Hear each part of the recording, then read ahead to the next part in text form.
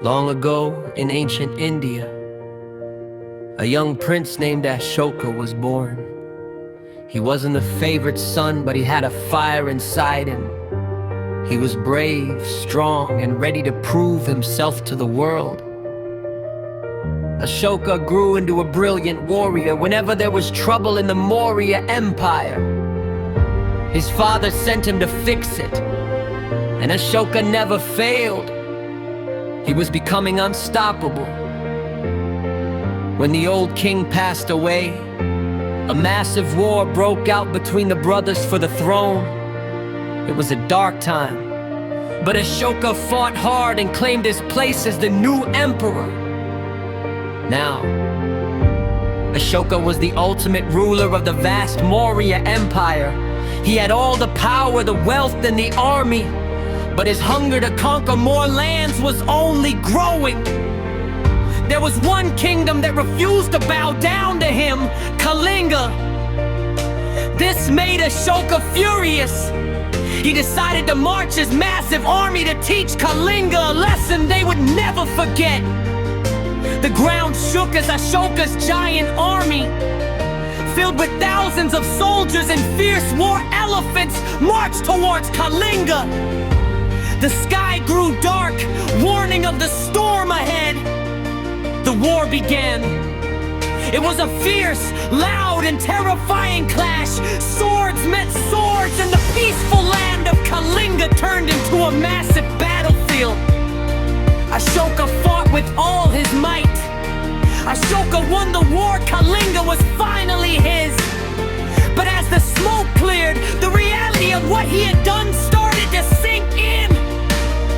As he walked across the battlefield, his heart sank everywhere he looked. There was pain and destruction. Over 100,000 lives were lost, and families were completely destroyed. For the first time, the great conqueror felt completely defeated. He realized that this victory came at a terrible price. He asked himself, is this what greatness looks like? Just pain and blood? In that dark moment, a peaceful Buddhist monk approached the broken emperor. He didn't speak of power or empires. He only spoke of kindness, love, and healing. Ashoka decided right then and there to change his path. He locked away his weapons forever and embraced Buddhism. He chose the path of Dharma, the path of peace, love, and righteousness. The fierce warrior became a loving father to his people. He didn't want to conquer lands anymore. He wanted to conquer people's hearts with kindness. He built hospitals for both humans and animals. He planted thousands of trees along the roads to give shade to tired travelers. He dug wells and built rest houses all across his empire so that no one would feel abandoned. To remind everyone to live in peace, Ashoka ordered grand stone pillars to be built across India. On them, he carved beautiful messages about respecting parents, loving animals, and speaking the truth.